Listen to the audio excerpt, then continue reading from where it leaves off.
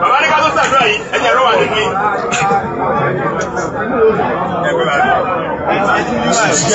ẹ̀fọ́ bẹ́ẹ̀. ṣúṣẹ́ yìí. sọ̀rọ̀ ẹnu rẹ̀. ayé mi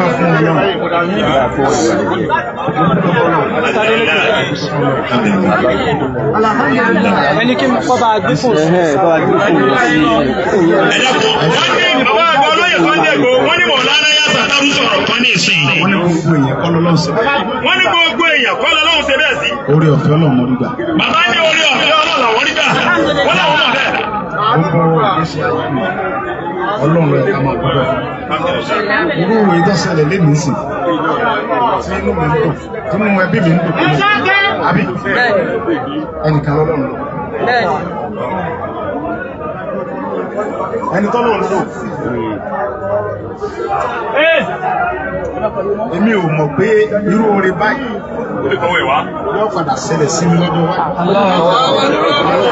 kémi ò mọ̀ tó.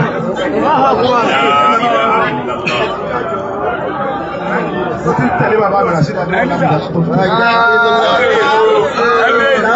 bàbá tí ẹ wá ń wò yẹn òye sọ nǹkan kọ́ mọ̀ sí. aládùn bàbá rà sí ìdájọ́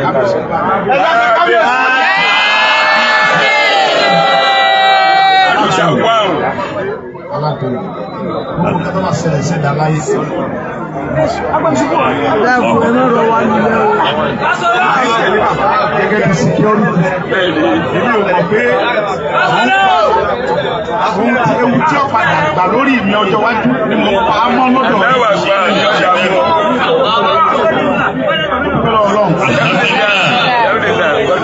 bàbá wa Muhammadu Buhari former president Ọlọ́run àti bàbá wa Malami àwọn ní kọ́ lọ pa mílíọ̀nù kìíní àná.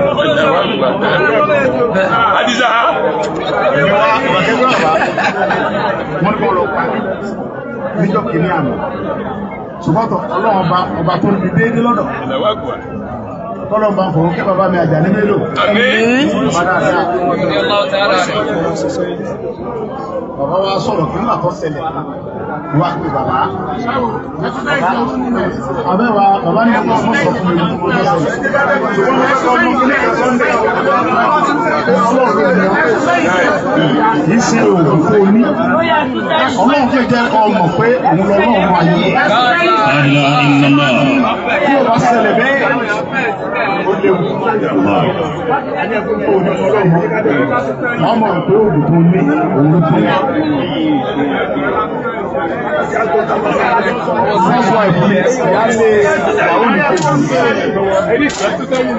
Ó nígbà tó ń ṣẹlẹ̀ bẹ́ẹ̀ tí kẹ̀lẹ́ ń lọ bẹ́ẹ̀ torí ó parí ẹgbẹ́ náà ṣẹlẹ̀ ìyá mi ṣùgbọ́n sí ìyàwó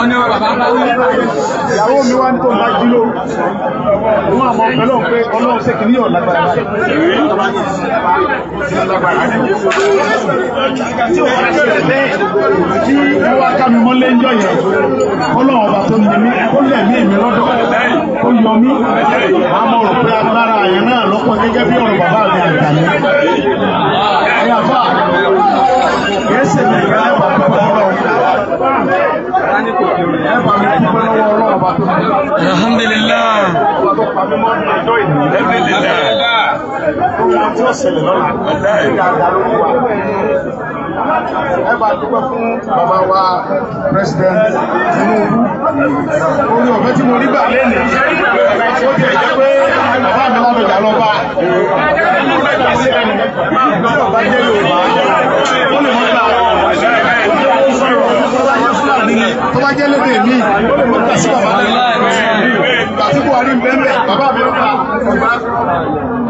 Bàbá lábẹ́jà, tí ìjọba dára, ó gbé gbèsè ọlọ́pàá gbé èèyàn. Ọgbà sí ẹnu, torí pé àwọn náà bẹ́ẹ̀ orí ọ̀pẹ́ tí wọ́n ní lẹ́yìn sí pé yóò bá lẹ́ni tí bẹ́ẹ̀ àwọn Yorùbá wá ní ọmọ ẹni oníṣẹ́ ní bẹ́ẹ̀ bàbá ìwò pé kò sí ẹ̀ṣẹ̀ tí Sunday lè ṣẹ̀ mí wọ́n bàbá rẹ̀ ní Ládọjà ó sì wá bẹ̀ mí ó ti ẹ̀ bú mi ó wà tí ọ̀dà ọmọ mi náà sì àti pé gan kò kú mi ìjà tó sì ń jẹ́ àkíjà gbogbo ọmọ Yorùbá ni. Bàbá mi wá ní bọ́bá gba ìdọ̀bálẹ̀ bàbá mi Olúbàdàn ní bọ́bá gba ìdọ̀bálẹ̀ bóun ṣe wáyé gbogbo tó ń bá wa tẹ́ ẹ̀ bá fún un ẹ̀yọ̀ ní asọ́lẹ̀ fún un.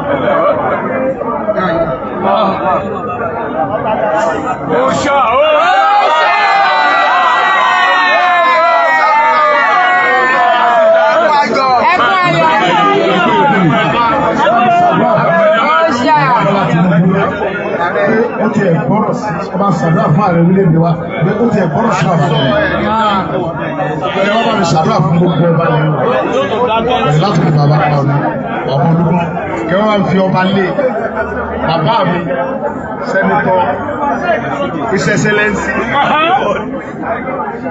alága gbogbo ọlọ́balọ́ba àpínlẹ̀ Ọ̀yọ́ pátá.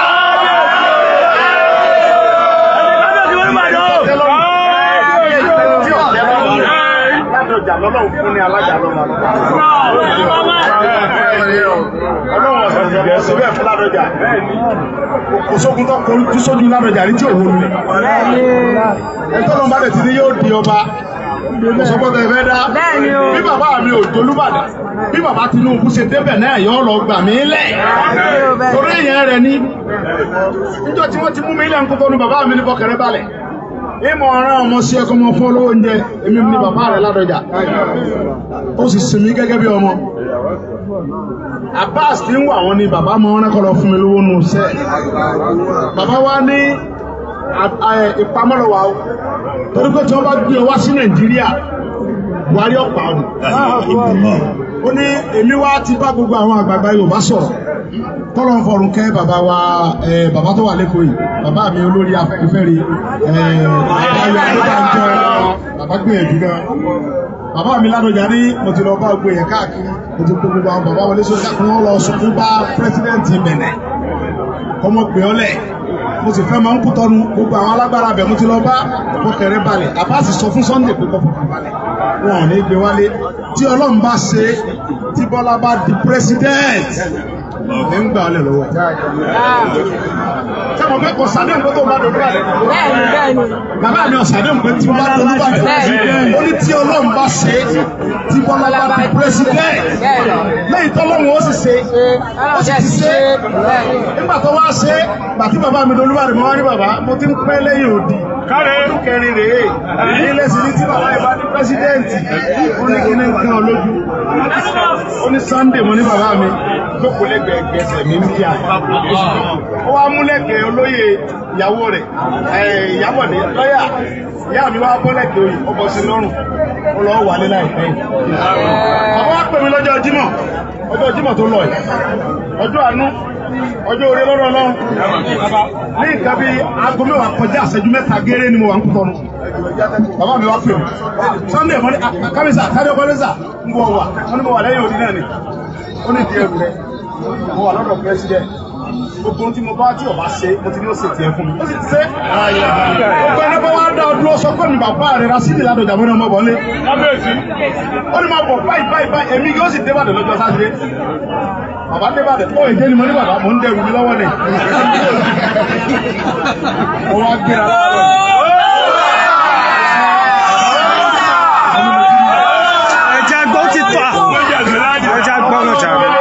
Ìlọ́bí tó wù ọ́ ẹni ọba dún ọdún pé bàbá rẹ̀ fún ilé rẹ̀ ń bàdàn tí mímì ò ní mì sí ẹ̀.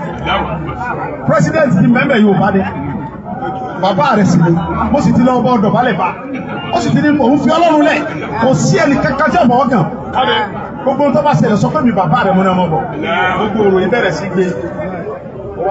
Koiki Media bringing the world closer to your doorsteps today being the 25th of January 2026. Koiki Media. Mi ò jíjọ kan kí n rí orí pé mo ní padà wá lù. Gbogbo etí mò ń wá ń gbà yẹn, mo ń fa gidi wá lọ́la bàbá mi Olúgbọ́n. Bàbá Olúgbọ́n ò ní mọ̀ bọ̀. Ẹni ọba dọ̀dọ̀ bí bàbá ìṣẹ̀lẹ̀ òun ní ọ̀sán pé ṣùgbọ́n tí ìyẹn jú ẹ̀ tá o. Ṣùgbọ́n wíwá tó ń wáyìí mọ bọ̀ náà tí ẹ̀ mọ wọlé ọmọ jáde. Mi ò wá nígbà fún ìjọba ìní ọ̀yẹ́ jù. Mo wá ń pe bàbá mi dojúmọ́ kábíyèsí Olúbàdàn. Bàbá mi mo sẹ́ni mẹ́sẹ̀jì bẹ́ẹ̀ mo ń sẹ́ni sí bàbá òní mo ń sẹ́ni sí gbogbo wọn mo ń sẹ́ni sọ́lọ́wọ́ bàbá mi ẹ mọ́ wọ́n mo tún wálé mo wá ń sẹ́ni sí bàbá mi Olúbàdàn mo wá dìde àrùn àbíjẹ̀fà mo tún kì í kábíyèsí olúwa mi ní kíni ó ní bẹ́ẹ̀ ni àti ẹ̀ṣẹ́ kíra wa olúwa mi ní kíni ó kí ìyá mi lọ́yà Ìyábọ̀dé ìyá mi ní kíni lóṣè dáadáa lẹ́jímà torí àwọn fọ́mántì tèmi náà sọ fún mi lọ́dọ̀ Olúbàdàn pé bàbá ń lọ ọ̀dọ̀ pírẹsidẹ́ǹtì torí rẹ̀ ní sí ń lọ ṣùgbọ́n ọ̀wọ́ sáà mọ̀ kí.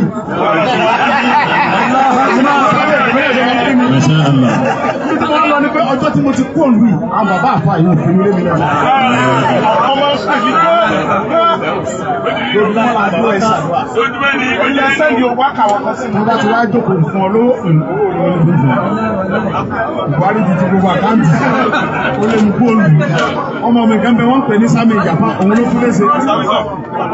ló tún léṣe Sami Ìjàpá ló tún léṣe Buhari ti bá ọgbọ ẹ̀jẹ̀ ẹ̀kún mọ̀ bàbá ọ̀pá yẹn ọ̀pá dògán ọ̀pá bàbá ọba àkẹjẹ́ àwọn bàbá yìí wọn wá pinnu lélẹ̀ ọwọ́ sàpọ̀ wọn bá mi bẹ lọ́hùn lójúmọ́ bàbá wọn á pè mí pé àní máa padà wálé sẹ́ ẹni tí ó dìde tí ó lọ wọ bẹ̀bẹ̀ lọ́dọ̀ àwọn alágbára Nàìjíríà tó sì lọ wọ bọ̀ lé Ọlọ́run pèpè fún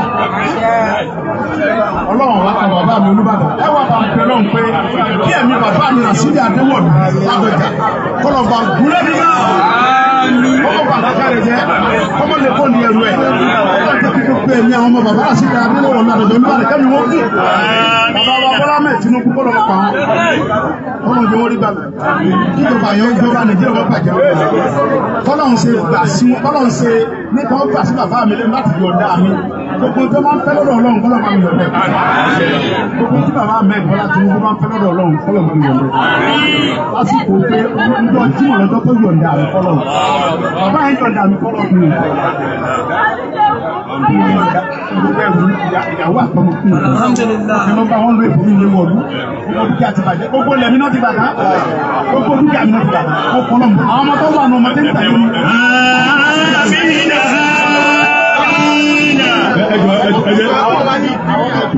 Sọ́lẹ̀ wọ́n ti sọ ìdí àdúrà fún wọn. Tí mo bẹ̀rẹ̀ àwọn fún ìṣẹ̀lẹ̀ pé ẹ bá mọ́ aṣáájú àwọn ní bàbá mi Adéwọ̀lú kọ́ bá gbà wọ́n ìjọba. Koiki Media bringing one closer to your doorsteps.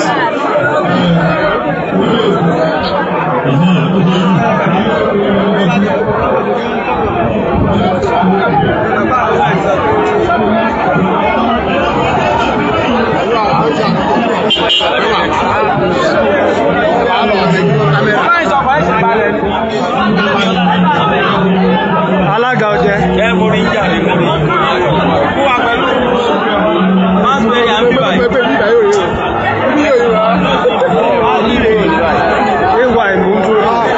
Koiki Media bringing the one closer to your doorsteps. Ẹ máa bá wa ká lọ.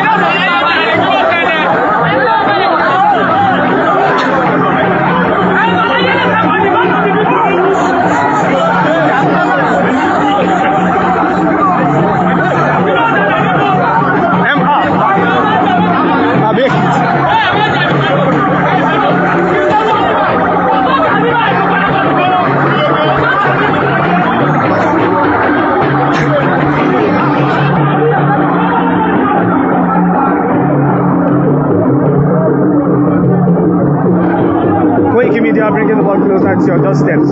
Today is the 25th of January 2026. Ẹ ṣe tẹ̀ ń bá wa ká lọ.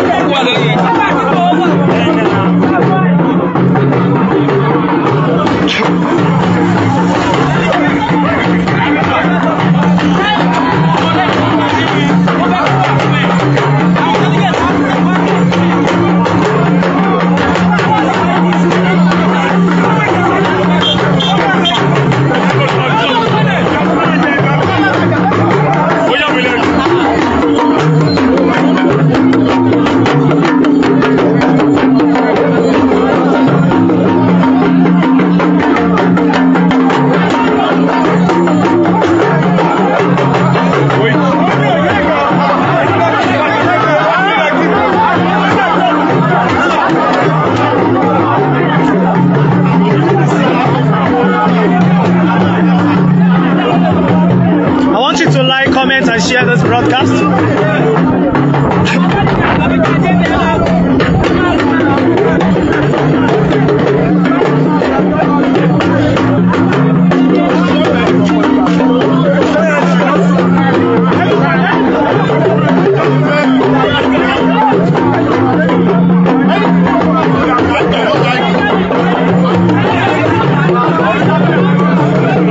I want you to also remember to support Koiki Media.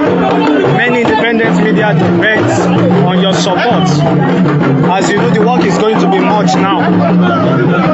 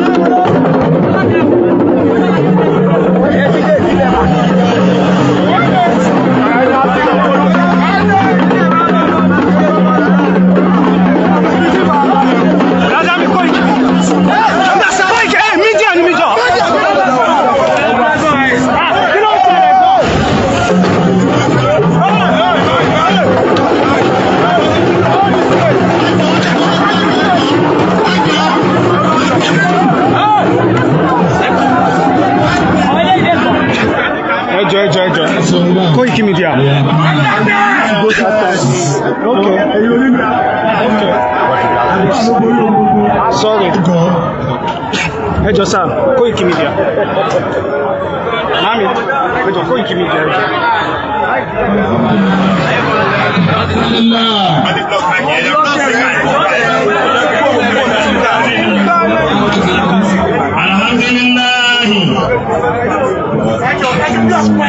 Ó ti ẹ̀ kúrò ń bẹ̀ yẹn. Ẹ̀sọ́ yẹn.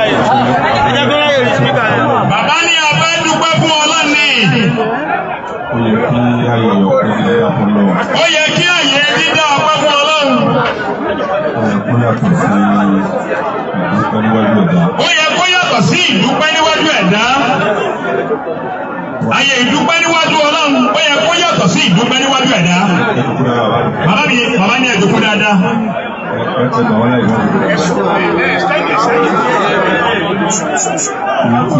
Èyí tí a torí ẹ̀dùnkú láàyè yìí tó gbé kálukú máa jẹ́ ọmọ náà máa kó bẹ́ẹ̀ ṣá.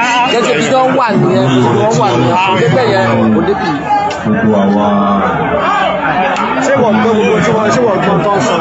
Lẹ́yìn oore tí Ọlọ́run ṣe fún gbogbo àwọn tá ìdí ọmọ Yorùbá alápapọ̀. Lọ́dọ̀ bàbá wa gbà olóyè wa Sunday Igboho. Ó yẹ ká lè tẹ́ra bàbá ká lè fún wa láàrin ìṣẹ́jú díẹ̀ káfẹ́ sọ fọ́lọ́ kó ṣe. Authority. Ẹ jẹ́ kí ìfarabalẹ̀ kó wà díẹ̀.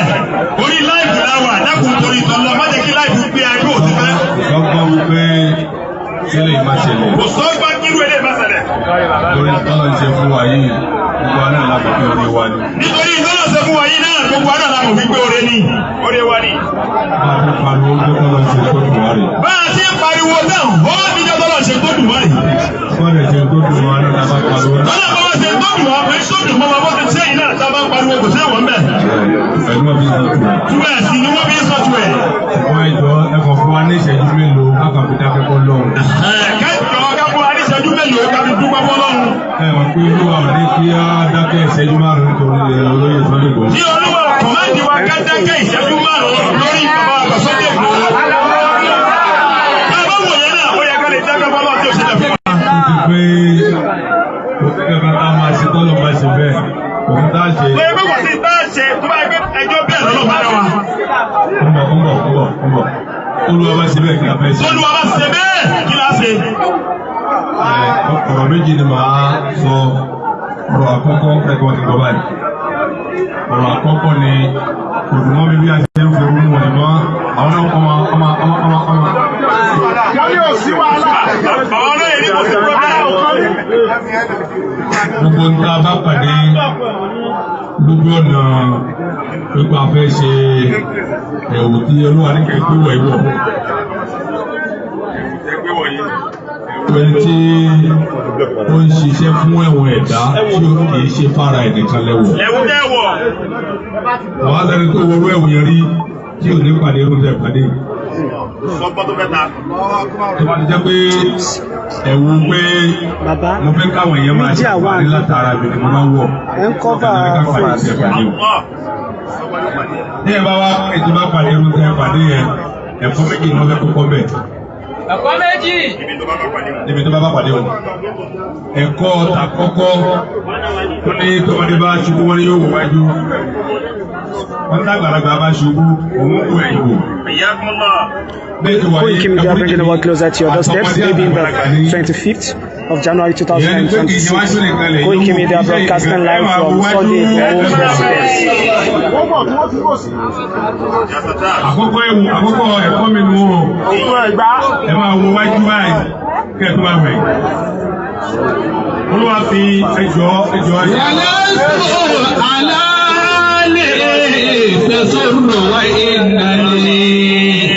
Olúwa fẹ́ kẹ́ dá àwọn èèyàn mọ̀ sí i ní.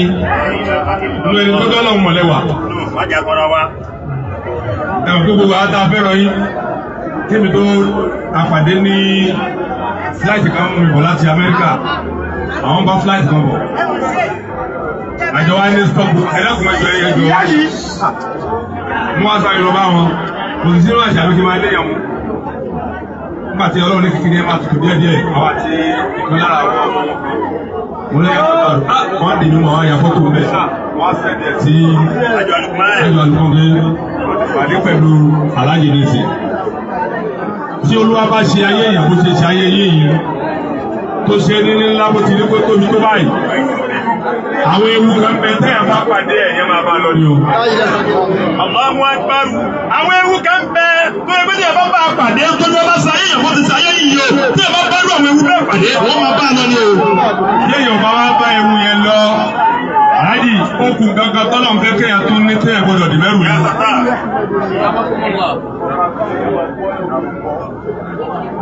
Téèyàn bá lọ, bẹ́ẹ̀ sí bá lọ yìí.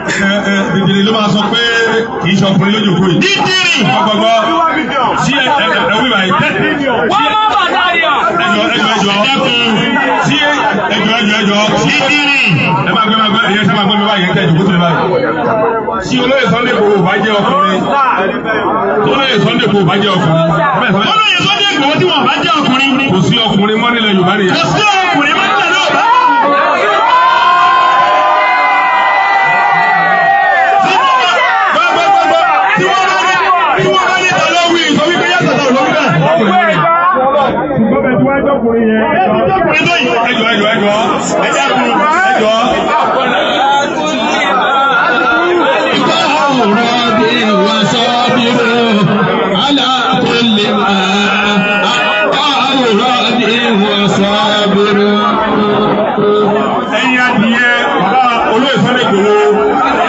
Ẹ̀yin adìyẹ kò lọ́ta kan kọjá àpáta.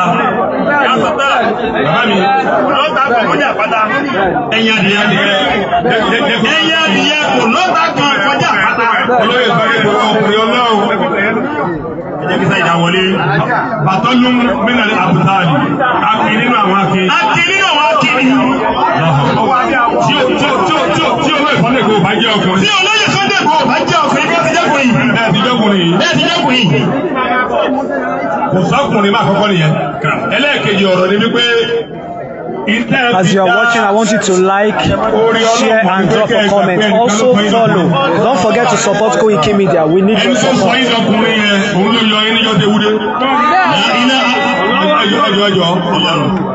Olúwa fẹ́ kẹ́ ẹ mọ̀ pé gbogbo ọba ṣe pọ̀ tó yìí a lè dá ìnira kan fi kàn yín a sì lè dá àǹfààní kan ṣe fún yín. Ẹni tó dá àǹfààní tó fẹ́ ṣe fún yín tó nìnira tó mú wá òun náà ló ń fi hàn yín pé síbẹ̀síbẹ̀ mo ṣì wà pẹ̀lú èmi ni mo kó fún ẹ. Olúwa ní gbogbo tó wà láyé yìí tí mo bá kó fẹ́ dà kan ó ní kò dín kankan kò ní lọ lẹ́mìí Ọlọ́run. Ẹgbọ́ ọ̀rọ̀ àkọ́kọ́ ẹjọ́ ọ̀rọ̀ bí sí yín àkọ́kọ́ yín lẹ́lẹ́ yìí. Èyí tẹ́wà lẹ́gbẹ̀ẹ́ wà láti wà Lukman àtọ́gbẹ̀ yókù àbúrò mi Muhammadu Jami. Ẹ máa bá mi rán olóyè létí tí mo fẹ́ sọ yìí ọ̀jọ̀gbọ́n kan ló pàdé irú wọn. Wọ́n ní máa rántí kìíní yìí ó ní gbogbo ọgbà. Wọ́n ní kìíní náà. Ó ní kúrò sí náà. Wọ́n ṣe máa ṣe dáadáa ti yẹn. Wọ́n ìlànà tẹ́lẹ̀ kọ́ ọmọ òwú sí náà. Kódà kó o má pàdé dáadáa lórí àwọn tó ń ṣe dáadáa. Ẹlẹ́kọ̀ọ́ ló gbé bẹ́ẹ̀. Ó ní ṣùgbọ́n nítorí máa ṣe dáadáa ti ẹni pé ó ní ilé ìsàlẹ̀ àyíyíhìn kì í ṣe torí ìtumọ̀ ló ṣe ń ṣe. Máa sì fi wọ́n lẹ̀. Dáadáa tó ń ṣe òkìṣẹ́ torí ìtumọ̀ ló ṣe ń ṣe. Yuhibbul muhsinina. Ìwọ máa ṣe dáadáa nítorí pé ọba wa fẹ́ràn ẹni tó ń ṣe dáadáa. Ẹ wí báyìí. Bí Olúwa ṣe kó àwọn èèyàn bí wọ́n ṣe pọ̀ tó kó wá jẹ́ pé ìlọ́lọ́run lò. Wọ́n á kó àwọn rìjáàlù sí lábẹ́ tó báyìí. Àwọn afá tẹ̀lé yín gan, àìmọye ẹni tó tẹ̀lé yín tẹ́ẹ̀mọ̀. Àwọn Kristẹni tẹ̀lé yín gan. Àwọn bàbá nílẹ̀ Yorùbá. Bàbá wa nílẹ̀ Yorùbá náà. Àwọn náà tó tọ́ ẹgbẹ̀gbẹ̀ ẹjọ́ ìtí mo fẹ́ sọ ọ̀rọ̀ méjèèjì gbogbo àwọn ìpá kálẹ̀ yọ̀ǹda wọn. Kí ọ̀rọ̀ ẹlẹ́gẹ̀ẹ́jì wọ́n ìlú kan bẹ bàbá kan bẹ bẹ ẹran ló tà láyé Sunday Igboho. Olóyè Sunday Igboho ìlú kan bẹ bàbá kan bẹ bẹ ẹran ó ń ta ẹran. Bàbá kan bẹ bẹ ìkẹ́ ṣe télọ̀. Èyí tó ń ṣe télọ̀ yẹn òun wá jẹ́ àgbàlagbà òun nìkan ló ń dá télọ̀ yẹn ṣe láàrin ìlú. Mo fẹ́ kẹ́ ẹ di ọ̀rọ̀ yín mú gbogbo ẹ̀yin tẹ́ ẹ kọ́ síbí báyìí. Èyí tó ń ta ẹran yẹn tó bá ti jọ sátidé ẹran tí ó bá máa fáwọn èèyàn nínú ìlú kì í gbówó lọ́wọ́ wọn. Àwọn èèyàn wá lọ bá èyí tó ń ṣe télọ̀ wọ́n ní wọ́n náà ní ìjọkọ̀ tó máa fi ránṣẹ́ ọ̀fẹ́. Àwọn èèyàn ẹgbàgbé ẹlòmí òjò lórí ẹ̀mọ̀ òun ò dá olóhùn àwọn ẹ̀wọ́ dìde ọ̀tẹ̀ mọ́ wọn wá gbàjọ kún mọ́. I want you to like, share, comment. ó ń tẹ́rọ wọ́n wá ń kó lọ́ọ̀dún rẹ̀ rẹpẹtẹ èyí tí wọ́n gbàjọ fún mọ́ yìí bàbá yìí sàárẹ̀ kò rẹ́ni wá wò ló bá jáde láyé nígbà tí ó di sátidé ó jáde lẹ́yìn ọjọ́ ìmọ̀ tó sátidé gbọ́ ẹ̀ wá pé lọ́ọ́lé ẹlẹ́ran tó fẹ́ lọ gbẹ̀rán ọ̀fẹ́ wọn wá bẹ̀rẹ̀ mẹ́ wọ́n ní kí ló dé ó lóun kọ́ lòun fún yín lẹ́ràn bàbá tó ń ṣe télọ̀ tó kú yẹn ló ń fún un lọ́sùn fi fún yín lẹ́ràn.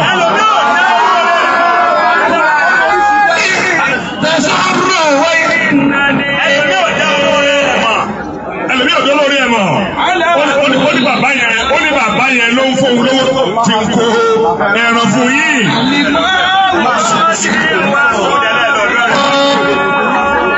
ẹ má jẹ́ àpò níbi olóore wa gbogbo ń ta bá ẹ dákun ihò gbangba yìí nìkan kọ́ láti dúró tì wọ́n.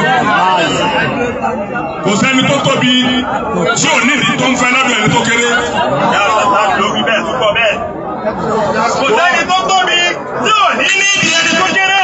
níbi orí ẹ̀ kò sóòtàn tó tóbi tí ò ní nídìí ẹni tó kéré. tẹ́ bá dára kún bẹ́ẹ̀ ṣe ń pariwo ní gbangba yìí tẹ́ bá dìde lóru náà tẹ́ bá tó ń sọ bẹ́ẹ̀ ó rọrùn kí àdáwò fẹ́ dé kó má tiẹ̀ yọ̀dọ̀ wọn. ẹnìyẹn ti dọ́ọ̀pù ayé tiẹ̀ fún gbogbo wa. wọ́n á kú báwo ni kì í ṣe pé àkànfẹ́ máa jẹ lára ẹ̀ táà nínú táà máa fi dá padà. àwọn èèyàn wọ́n ní igi tó tọ́ kì í pẹ́nu gbó ṣé bàbá àjọ̀nú kì í gé èèyàn lóge.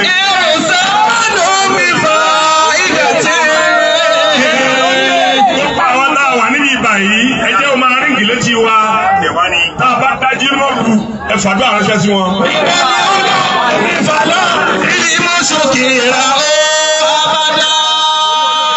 gbogbo ń tẹ́ ẹ máa ní yẹn ẹ gbàgbé ẹ ẹni tó lé ní kó máa fọhùn àbí kó máa fọhùn wọn lọ́lọ́run. wọ́n tó ní fún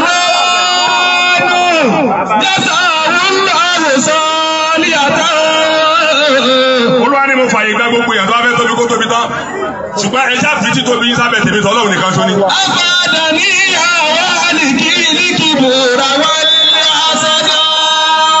Ìgbà pé Ọlọ́run lọ́lọ́run ẹni tọ́lọ́run ṣe báyìí fún ó kéré láyé kéèyàn pàdé irú tẹ pàdé yẹn ogun dìdì lẹ́lòmí ológun ojúkú ogun ìdílé ogun ìdílé kọ́ ilé gbogbo ayé lélẹ́ ìtẹ́ pàdé.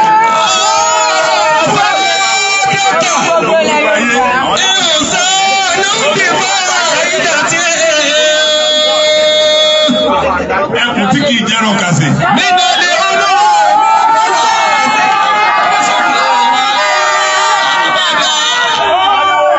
Ṣé ẹni bá ṣe pọ̀ tó yìí, àdúrà ló kù tá a ṣe fún ọ. Báyà tí wọ́n pọ̀ tó yìí, àdúrà ló wá kù tá a ṣe fún ọ. A ti bá wọn dúpẹ́. Bàbá mi, ẹ máa wọ wájú dáadáa kẹ́lẹ́ máa wẹ̀. Kó lè wá sínú. Bring the one closer to your doorsteps. Sunday Igboho arrives Ibadan in grand style. Dr. Chief Sunday Adeyemo Igboho has just arrived Ibadan for a courtesy visit to the Olubadan of Ile Ibadan. Baba wa Chief Dr. Sunday Adeyemo Igboho ó ti wọ Ibadan. Baba wa náà lè rí yẹn kó ìkíni bí abúlé wọn closer. Number one there. Òun nìyẹn. Àwọn tó ń tó bá ń lọ bàbá tí kò. Igboho tó ń dà ẹgbàá ọ̀gá fúnra ẹ̀.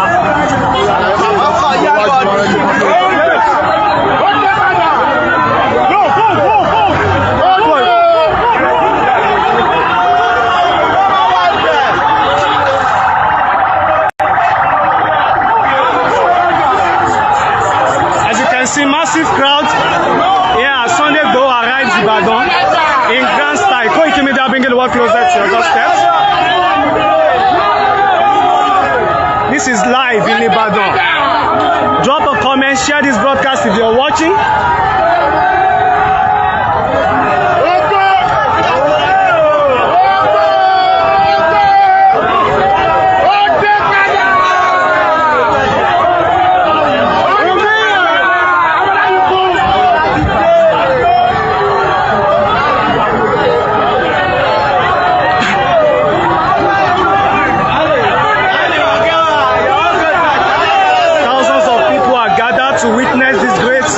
To witness this great day and experience.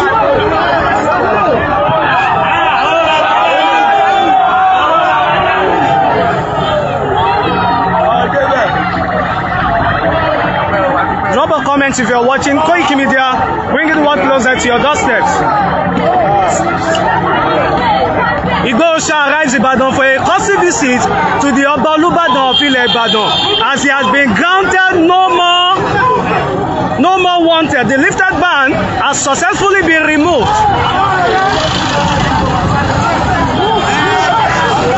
I want you to share this broadcast as you are watching. Koiki Media bringing the world closer to your doorstep. Today is the 25th of January 2026. 26th of January, 25th of January 2026. The wanted ban had been lifted and Chief is here on an honorable visit. The ban had been lifted, an honorable visit to the Oba Olubadan of Ile Ibadan. Once again, Koiki Media bringing one closer to your doorsteps. Massive crowd awaited him here. Can you hashtag Igboho is back? No more wanted. I want you to hashtag Igboho is back. No more wanted. And as you're dropping a comment, I want you to say a word of appreciation to the kings of Ibadan, of Nigeria, to the Olubadan of Ile Ibadan, to the Oni of Ife.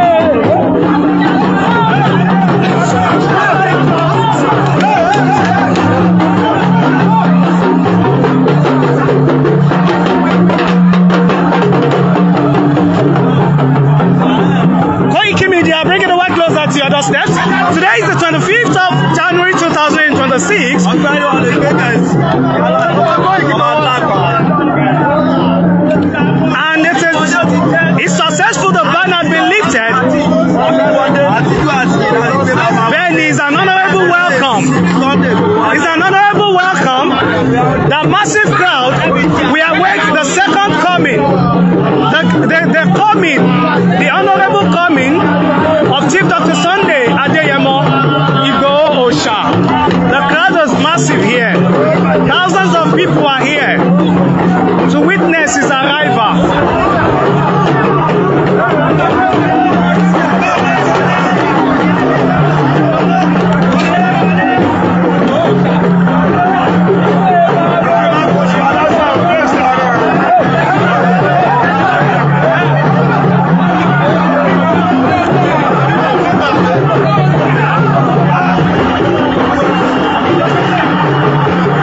As you can see, Dr. Sunday Igboho, happy to see the people. A big thanks to the President of the Federal Republic of Nigeria.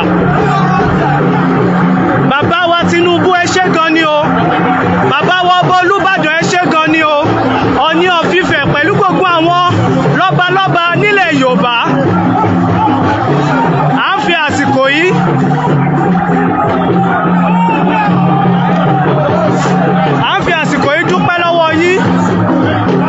I hope the sound is clear. I hope the visuals are clear. Once again, Koiki Media bringing the world closer to your doorstep. I want you to share this broadcast and give it an hashtag. No more wanted for Igboho. The wanted ban had been lifted by the federal government.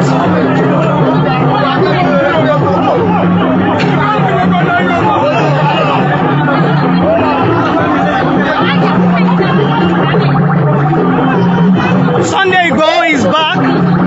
Ajafẹ́tọ̀ọ́ ọmọ ènìyàn is back. Ẹkùn ọkọ̀ Fúlàní is back. A big thanks to the president, to àwọn lọ́balọ́ba for making this possible.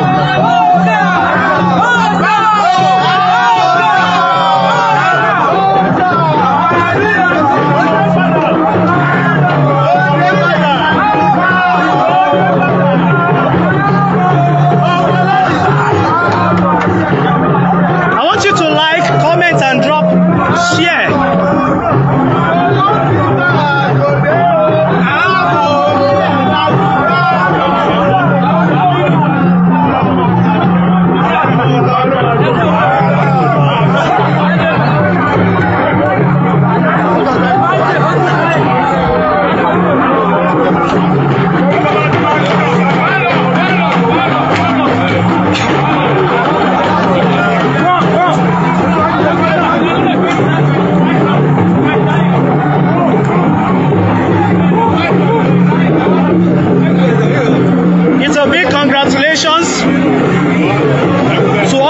sons and daughters